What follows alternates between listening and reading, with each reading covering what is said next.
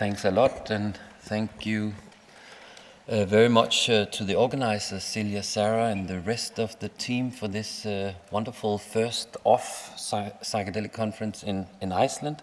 It feels a bit like a beautiful repetition in a way that there have been these different conferences in different countries over the last decade, and it's amazing with this enthusiasm also when it's a first. So I'm very happy to be here, and thanks for getting up quite early, including to myself, because I was supposed to speak at 9, but now I'm up and super fresh here. As was just mentioned, I'm a psychiatrist, but have been now for 18 years working with science in psychedelics and MDMA, and I work alongside Professor David Nutt at Imperial, where he's sort of heading our center after Robin Carhart unfortunately left to San Francisco. It's great for him and his family, it's better weather and so on, but yeah, we are missing him, but we still work very closely together, and our team has only in the last couple of years sort of expanded. Now we are running more trials than before, which is, you know, exciting and also slightly stressful. And we are a big team of around like 50 people working day to day on all this work. So obviously what I'm presenting represent a larger group of people working hard on all of this. Yep, so I'll start hardcore into the brain and synapses. And about what, because there hasn't been that much about the pharmacology, so I'll just start zooming in on a synapse in the serotonin system, which is one of the key transmitter systems in the brain. It's important for regulation of a lot of things, including affect, mood, and also sexual things and appetite and so on. And that's the system that is quite key and quite important and interesting for most of the drugs we're talking about at this conference. Namely the classic psychedelics. And when I say classic psychedelics, I particularly refer to LSD, psilocybin, DMT, mescaline. So those are the proper classics that all in their function overlap quite a lot. They might have been developed differently, come from different places. Some of them are synthetic, some come from nature. Molecularly, they are quite similar, so the structure is similar. And what is and why I guess we call them classic serotonergic psychedelics is that the molecular structure of these molecules are quite similar to serotonin itself, which also informs the pharmacology and how it works in the brain and in the synapses. So they basically mimic to some degree the serotonin itself and stimulate some of the receptors in the system. In particular, they stimulate the serotonin 2A receptor, which are very widespread in the cortical areas, in particular in the brain, and are very protected through evolution as well. And they are important for learning, unlearning, and MDMA and SSRIs, they kind of work on the other side of the synapse, on the production side of things. That's also why they can affect the whole sort of system of serotonin, whereas if they just work like the classic psychedelics on this side, they don't really affect the levels in the brains of serotonin to the same degree.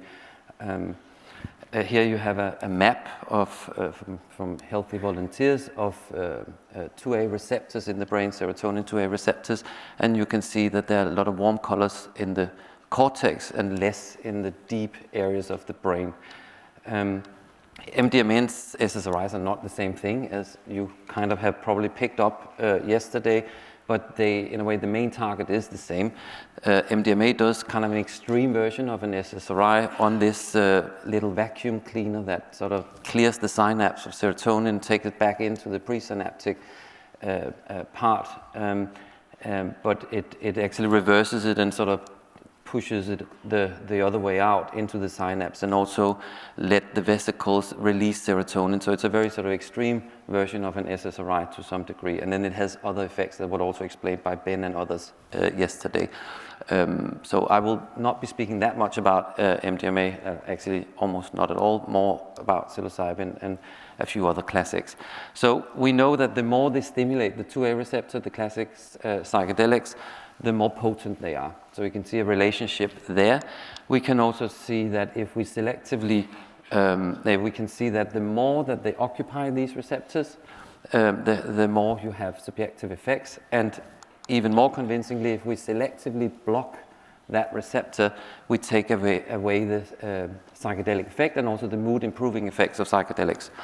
And just to finish the slide, this is a plot where we are measuring psilocybin sitting on the receptors. It's done in Copenhagen by colleagues there.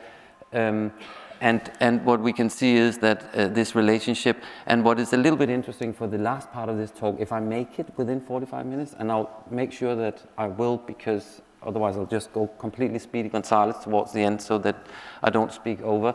But in this range, that's the microdosing range of psilocybin use, and there actually is occupancy of the receptors of something that might be pharmacologically relevant. So it's at least theoretically possible that microdosing could have some effects, because they do actually stimulate the receptors to some degree. And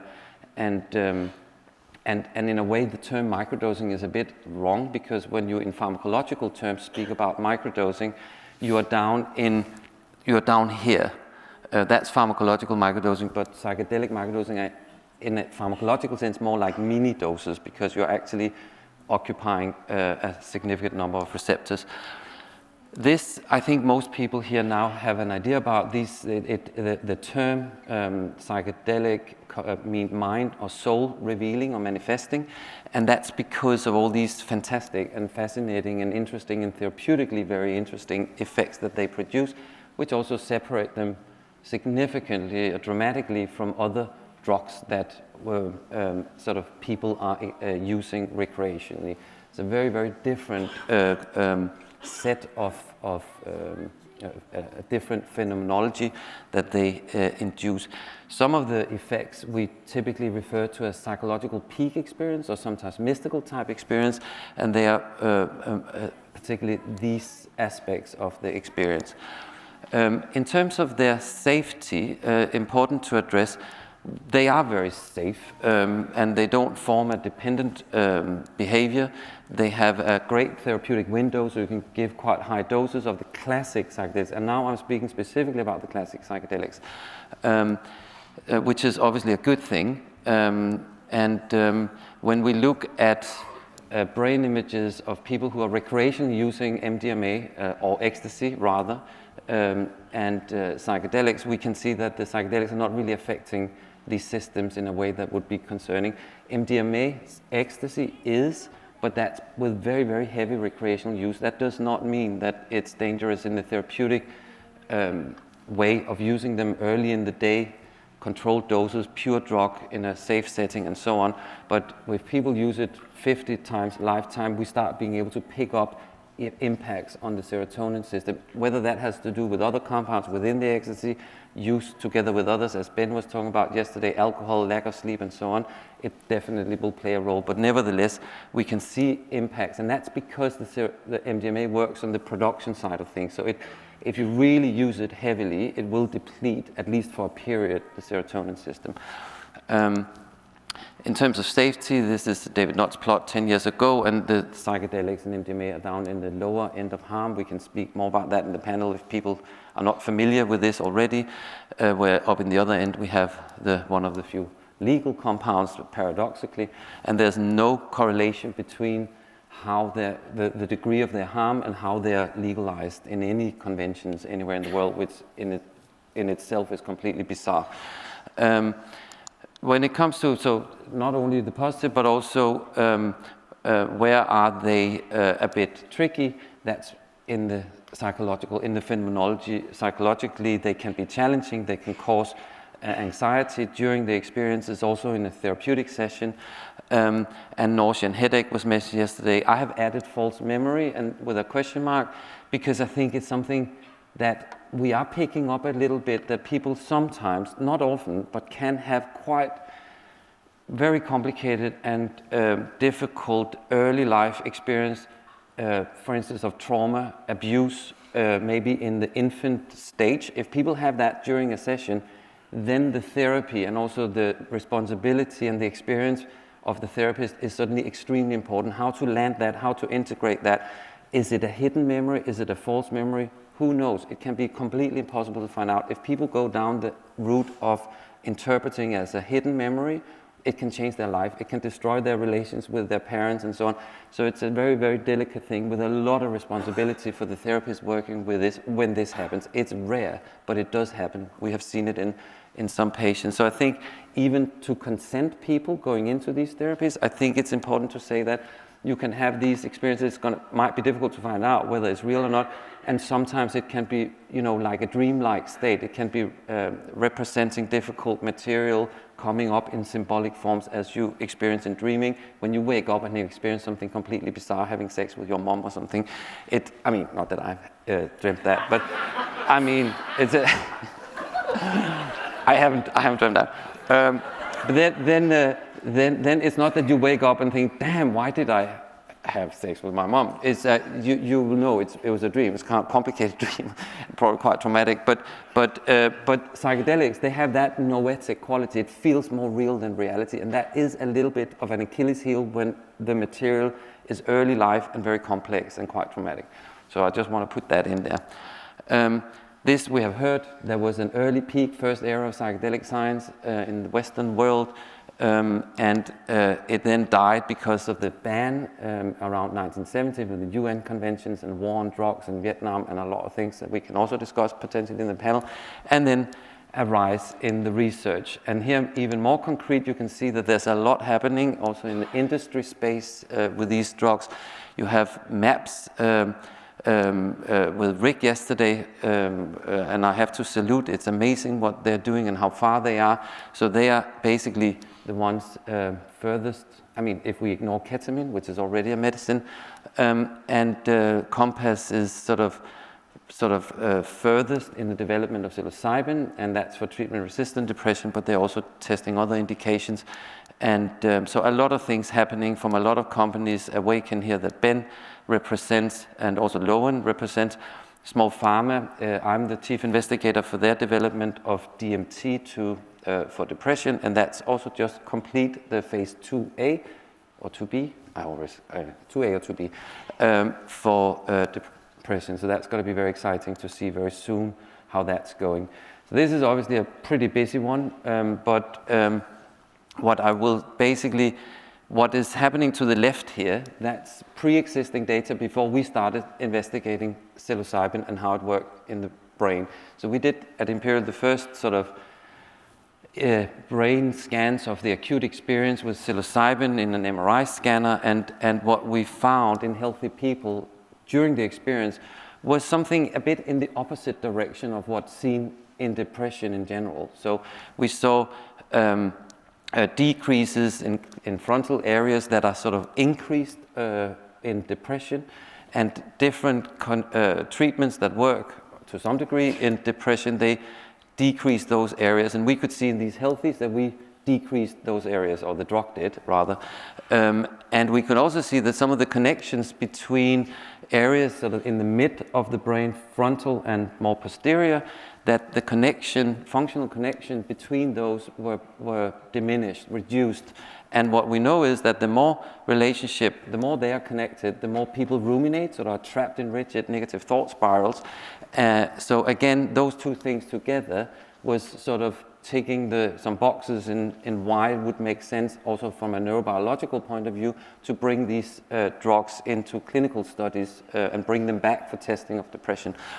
Also, what we saw probably more consistently with these drugs is that within some of these functional networks, we see a decrease in the connections.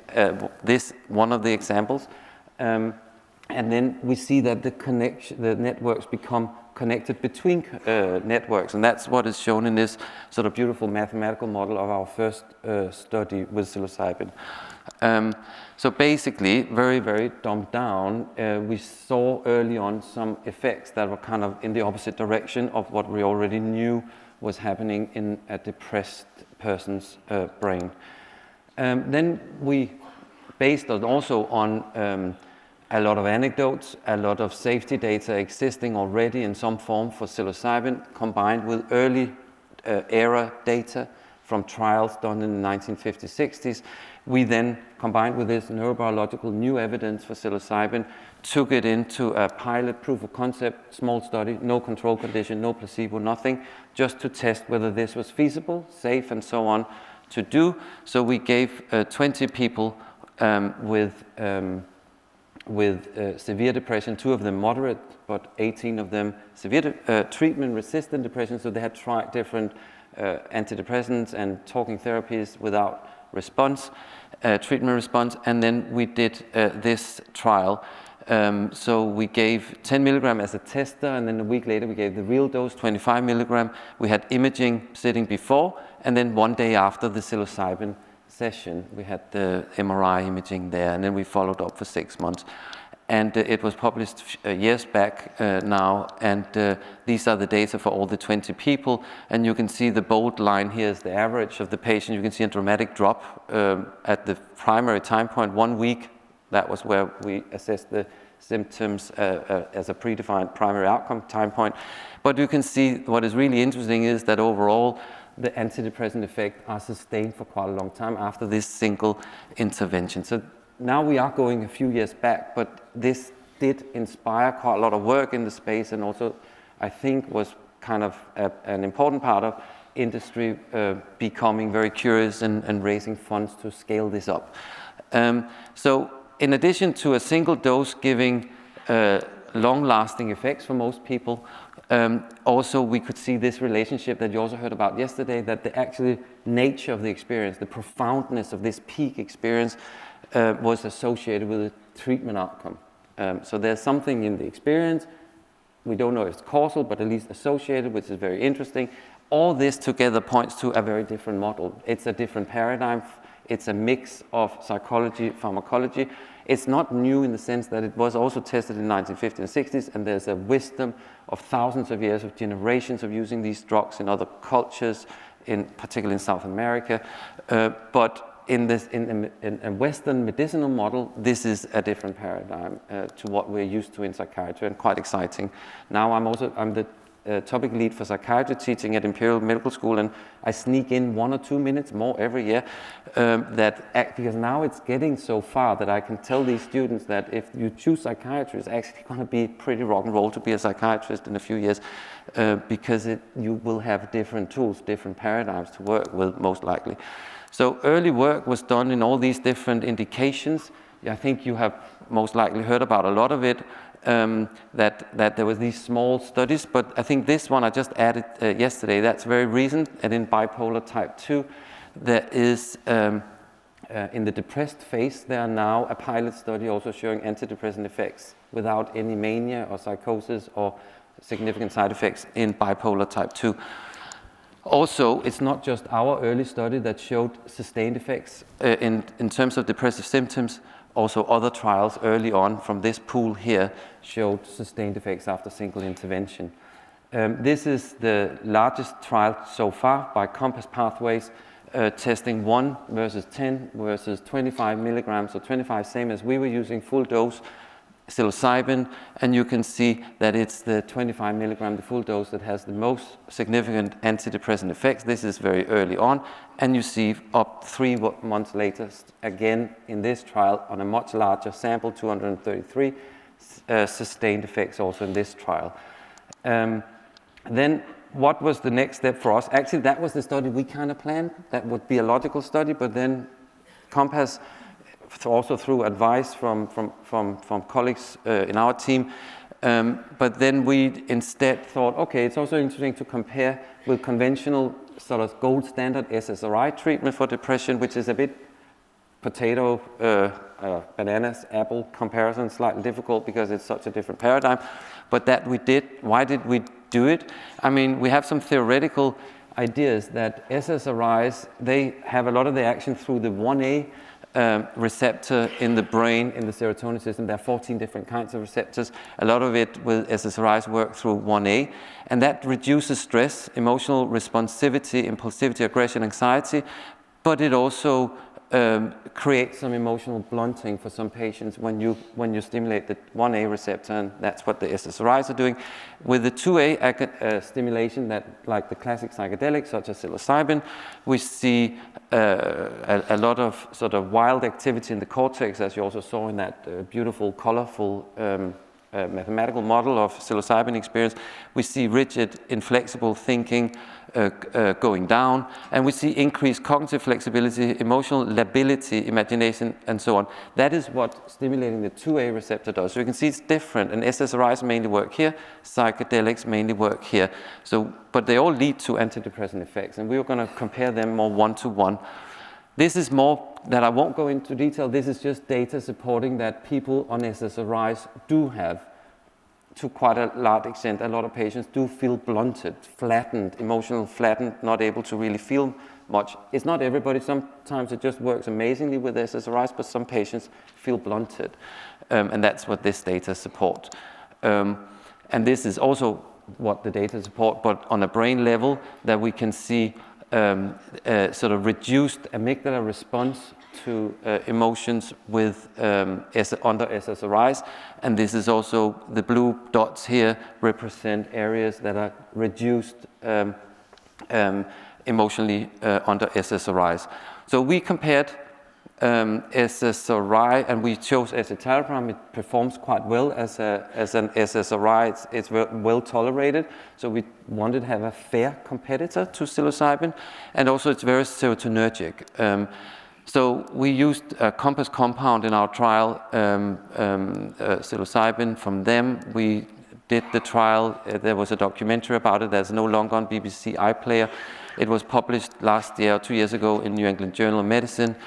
And now I just wanted to show that was this was the setting kind of used in that trial, but now we have our own new space in mental health hospital in London. We have opened a research clinic where we have, together with artists and some designers and ourselves and my own Scandinavian IKEA preference-y kind of thing, built a new clinical space with Danish Panton 60 mushrooms lamp, which is Trojan horse into the NHS with different colored bulbs in, so we can let it look more or less psychedelic.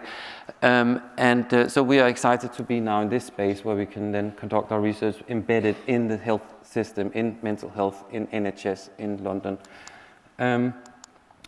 So the trial, basically, I'll just click through it. 2 arms, people were randomized to either psilocybin or to SSRI, escitalopram, okay? So 59 patients were randomized to one of the 2 arms. Here they got 2 sessions with 3 weeks between with proper dose of psilocybin. So a session here, 3 weeks later, and then they got placebo every day instead of SSRI.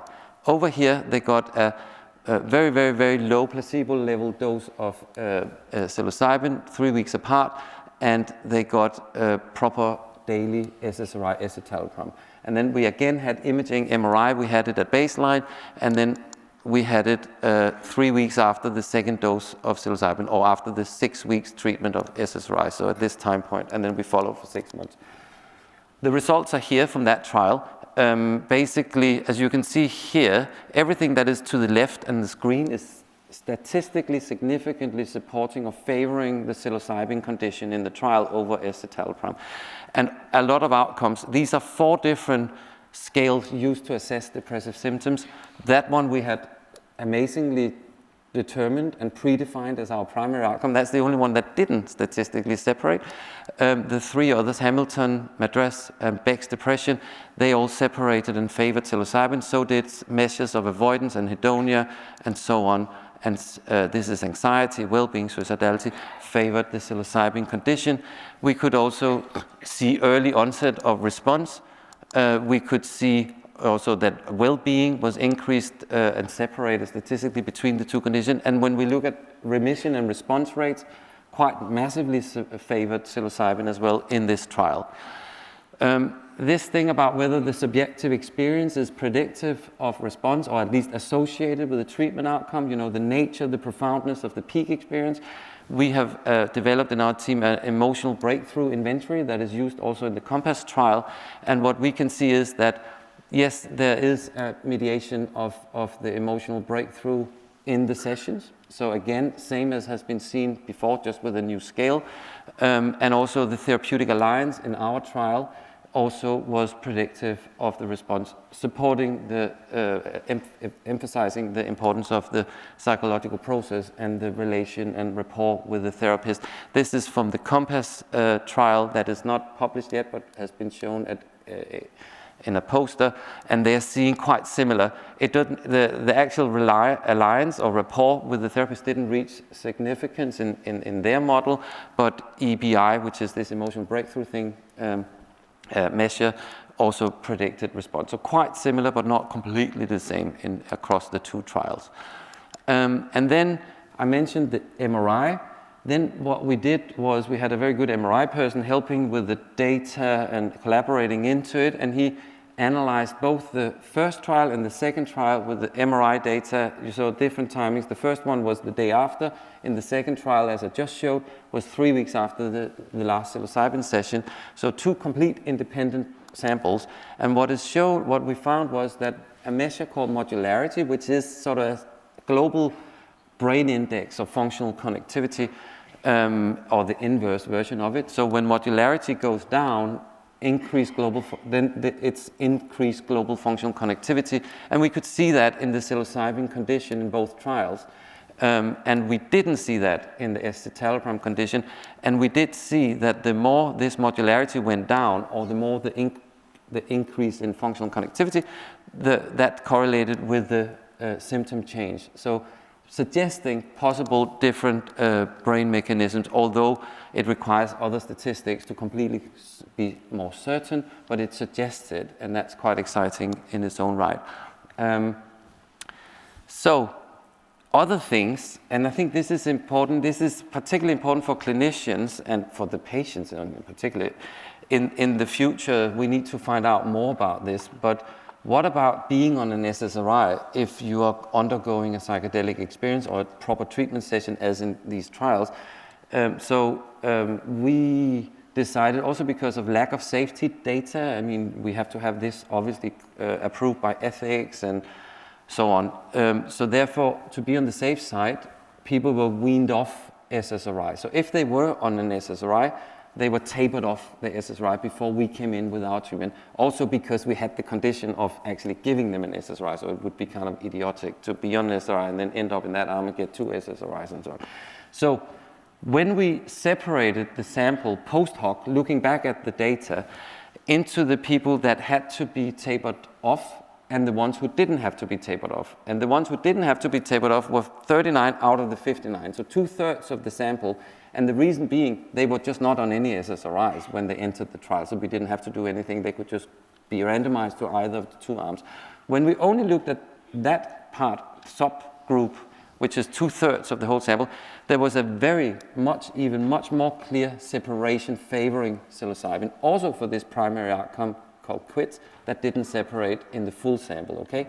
And you can see the issue that the people who had to be tapered off, they responded a bit better to SSRIs than the other people, and they responded a bit less well to psilocybin. So this is data from our trial, which is not directly supported by the COMPASS data, where they tested something in 20 patients.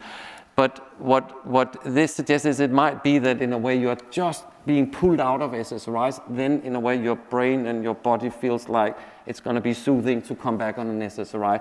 And that kind of, in a way, reduced the difference in the total data set. So that's quite interesting. And therefore, of course, it's interesting to dive into what do we then do? Do people need to be tapered off? Do they need to be stayed on? What should we do in the future? Basically, the short answer, as you will see, we don't know yet, but there are different, now more and more data coming.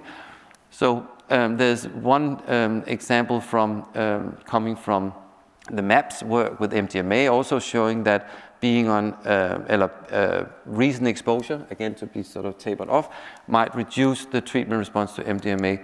Then the Basel team with Matthias Lichty, they saw in healthy people that it didn't seem to be an issue of they tried people a couple of weeks on a SSRI and then a psychedelic exposure, and they didn't see any issues of reduction in the response or the subjective experience.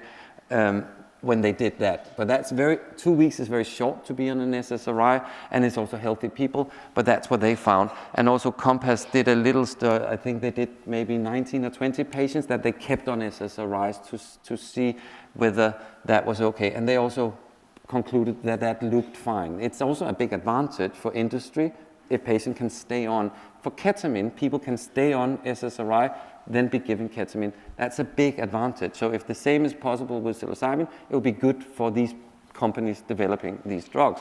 But and MAPS are to overcome some of these issues about being on an SSRI and inhibiting. Remember, it has the same target, MDMA and SSRI, so you will inhibit the response to MDMA if you are on an SSRI. This is being tapered off, but if you stay on, it will inhibit MDMA response. So maybe give higher doses of MDMA if people are on an SSRI. That's something that MAPS will be exploring more.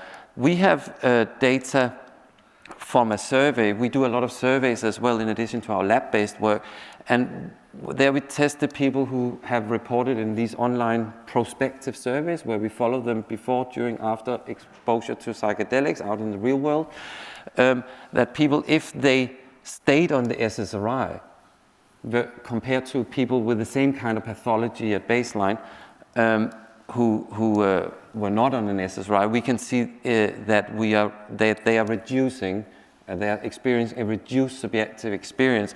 So this is mystical type experience, challenging experience, emotional breakthrough. So all these, they are reduced in the experience if people stay on the SSRI when they undergo a psychedelic experience out in the real world. That is data we are publishing soon. And what is interesting is that there's no difference in the visual. So if it was, let's say that it affects the 2A receptor, then it should also affect this. So it could be that it's actually a blunting effect of the SSRI that actually inhibits the response to a psychedelic when you're on an SSRI. This needs to be explored more. So it might be that you have, in a way, a lid put on by the SSRI that make it more difficult to respond to a psychedelic. Then the follow-up, now I only showed, so far, this is similar to what I showed before with the full 59 data set from our trial. The escitalopram versus the psilocybin, this is the 6 weeks primary outcome, but we also followed up 6 months. And what we see there is there's, again, sustained effect, which corresponds with the Compass trial as well in the psilocybin arm. What is a bit more surprising is that there's also a quite well-sustained effect in the escitalopram arm, and that we were not treating them after this time point. And we have tried to explore it, and the short version of the story is that we don't have any clear explanation of why that be.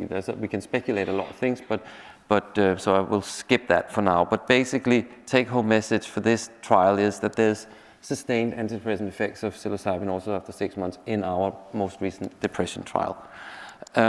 Other long-term follow-up, they did separate and favored psilocybin also at 6 months. So in the 6 months follow-up time point, all the different other measures we had in addition to the depression measure, like work and social functioning, favored psilocybin, meaning of life questionnaire, favored psilocybin at 6 months, connectedness, also favored psilocybin at 6 months, and flourishing, also favored psilocybin at 6 months. Then something interesting about if people have massive expectations to undergo a psychedelic experience, would that potentially affect it? What about having massive expectations for your amazing SSRI treatment and so on? How does that affect the data? It's something that is often not collected in studies, and I would definitely encourage that. I think it's important and interesting to collect so we understand more about the expectation effects in trials in general. So not that surprising in this very early, enthusiastic, both from our side and patients seeking into a trial like this, people had higher expectations for the psilocybin condition than they had for going. It's not as rock and roll to go into a escitalopram trial at this point in history as it is to go for psilocybin. So people had higher expectations, not surprisingly, we expected that. What is quite interesting and quite surprising, though, is that when we try to see the effects of this expectation, and we see, okay, the people who went into escitalopram, what were their expectations for escitalopram? How does that relate to the outcome of being treated with escitalopram, and the same thing with psilocybin. And what we saw there is that there is a prediction effect of how much you expect a positive outcome. That is only the case for escitalopram, weirdly. So people who expected a good outcome, a good antidepressant effect of their escitalopram, they had it. Whereas there was no relationship between the expectations of the psilocybin and the outcome after being treated with psilocybin in this trial. In contrast, the opposite was the case for suggestibility, which is sort of a bit related to absorption, which has previously also been seen to be related to the subjective experience of psychedelics. If you have high absorption, potentially high suggestibility, you will have higher, more profound experience. So here we can see that people high on suggestibility had greater antidepressant response to psilocybin, and there was no relationship to escitalopram. So potential different mechanisms again, and more about mechanisms and more about taking the lid off, not being trapped in blunting, baby sort of coming back emotionally and to be able to feel your emotions and relate to difficult psychological material. We saw some of this when we looked at some psychological potential differences between the two treatment conditions. So what we see here is that psilocybin, they experience a decrease in rumination and also a decrease in sort of a maladaptive defense mechanism of thought suppression, which is again sort of really avoiding things that are too painful. That we saw an elevation of a reduction in with psilocybin, but not with escitalopram. So again, suggesting different psychological mechanisms. Also interesting here, again speaking to taking the lid off, ability to cry, ability to feel compassion, ability to feel intense emotions, significant difference between the two arms. So again, psilocybin allowed for this much more than escitalopram did. Here, a very neurobiological, again, a bit in the same direction, maybe not lid off, but at least no lid on, because as you can see here, this is emotional response in the brain to different emotional phases exposed in the MRI scanner in both conditions. So what we can see is that the brain response to these different emotions are reduced with SSRI, with escitalopram, but it's not reduced, if anything, maybe a little bit increased with psilocybin. So this is a different emotional responsivity and brain response that seems different between the two conditions in the trial as well. So again, suggesting a less of a lid on, if not lid off, for psilocybin.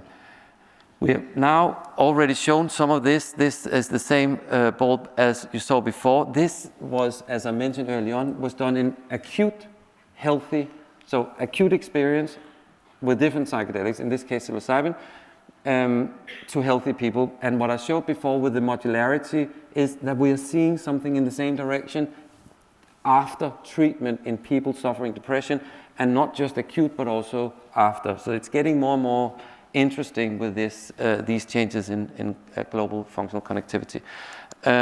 Other things in the space, in preclinical studies, there are findings of MDMA, ketamine, classic psychedelics inducing plasticity to a degree that have made people starting referring to them as psychoplastogens as a group. Cocaine is also inducing quite a lot of, if people get dependent on cocaine, you are also going to change your, so plasticity, for the sake of plasticity, it needs to be combined with something therapeutically important. We are exploring that with different kind of imaging techniques, some psychological mechanisms about psychedelics, connectedness going up, avoidance changing to acceptance, negative cognitive biases reduced. This I already showed, trade openness being increased with psychedelics. This is the Rebus model. It was mentioned briefly yesterday. I won't go into it now. We can maybe speak about it in the panel if there's time, because I want to show a little bit about other work. This yesterday, Sergio mentioned the molecular psychiatry, Joanna Moncrief review about that there's no relationship between serotonin and depression, which they came out with. There's now a critical response coming to that paper. It was an umbrella review, And there are different issues with that conclusion, and it's being challenged. So I just want to mention that. And we have in the meantime, actually we have been working on it for years, but this trial has come out in biological psychiatry in the meantime. So this is a measure of 2A receptors, so same receptors the psychedelics work on in healthy people and people with depressive episodes. And this is PET imaging measures of the receptor. Then we can give amphetamine. Amphetamine releases a lot of monoamines, dopamine and so on, but also quite a lot of serotonin. We can use that as a method to measure release of serotonin in the brain. That's the first ever quite direct measure in the living human brain of serotonin, because you can't really directly measure it. You might be told by your GP that you don't have enough serotonin, that's why you need an SSRI, but we haven't been able to measure it. Now we can with this method. And what we found, and that's just published a couple of months ago, is that people with depression do seem to have a reduced capacity to release serotonin. So in a way that goes a bit against the conclusion of serotonin having absolutely zero role in depression. This is the first more direct evidence that it might. So I just want to qualify that because it was also mentioned yesterday. And then what about microdosing? All these different not controlled, no placebo control, and they're retrospective, they're prospective, but there's no control condition, no placebo. Now I'm stepping directly quickly into microdosing as the last 2 minutes.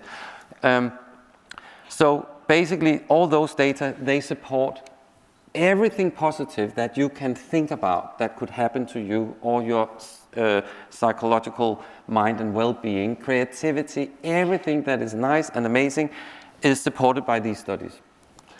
However, in terms of the hierarchy of evidence, they are not as strong as if you try to placebo control. And the beauty about microdosing is that you could theoretically quite well control it because you don't have this massive effects, subjective effects. So it's easier scientifically, design-wise, to actually control it. When that is done, but that's not done like people are using it because it's only done with acute doses, they don't show many benefits for microdosing. That could be because people are not investigating the repeated dosing that people are using in the real world. So therefore, we wanted to study that. And that's very expensive and complicated to do because people need a lot of doses and they can't take them home from the lab because it's a scheduled drug. So therefore, we came up, so we wanted to climb up in the hierarchy of evidence. We used these surveys and we had an initial, I can't point anymore, an initial survey. Now we did another one, this one, where people could blind themselves. I won't go into the details. It's published in eLife in 21, I think, where people could blind themselves, placebo control themselves with microdosing with a complicated thing. There was a YouTube video explaining people how to do it, and then we collected data online. So people were then ending up being randomized, even though it was not a real clinical trial because it was an online thing and people could be sitting in Buenos Aires and doing it, and we were collecting the data in London online. So through a barcode, we could pick up whether people ended up taking microdoses for 4 weeks or whether they had, in a way, cheated themselves by following the manual and ended up placebo controlling themselves for 4 weeks. So we did that study, and it was at that point the largest ever placebo-controlled psychedelic study. Now Compass came with their results, so that's bigger, but this is in microdosing. What we could see here is that people do improve with microdosing, but what we could see now with this repeated microdosing for 4 weeks is that so do people who are placebo-controlled. So basically, no real effects above placebo for any of these measures, really. And then, even more interesting, when we zoomed in and we tested what people thought they had been taking, so if people took a placebo and they guessed it was a placebo, it had this effect. Okay, so we collected data online every day, what people thought they were taking. I mean, they took it 2 to 3 times a week, not every day, but when they had taken one. So if they actually took a microdosing, but they wrongly thought they took a placebo, then you can see there's not really any separation. It's a bit higher, but there's no statistical difference between these two bars in terms of the positive effects. However, if they took placebo, but wrongly thought they actually got a microdose, then they had an effect. And if they took microdose and guessed it was microdose, same thing. So what separated this was what they thought, not what they took. So basically the effects comes from the expectancy in this trial. And we also tried to look at people in this trial who had some degree of depression, same thing, no difference. Was there difference between psilocybin and LSD? No, same thing with those in this trial of microdosing. And this was the same pattern that we saw across most things, apart from the more objective cognitive performance task where there was not such an effect. So basically climbed a bit higher in our trial, and so did Harriet-DeWitt, which did a 2-week, so repeated microdosing regime. They also didn't see anything about placebo. So not to be a total party pooper, but microdosing so far, we need, at least as a lot of people are convinced that it works. I need to be convinced because so far the data is actually not really super supportive of it. So this is other stuff we are doing, and I won't go into it. I'll stop now, but maybe, we're doing a range of trials that was also mentioned in the introduction to me. And then just want to thank you for your attention, and then we can do the panel. So thank you.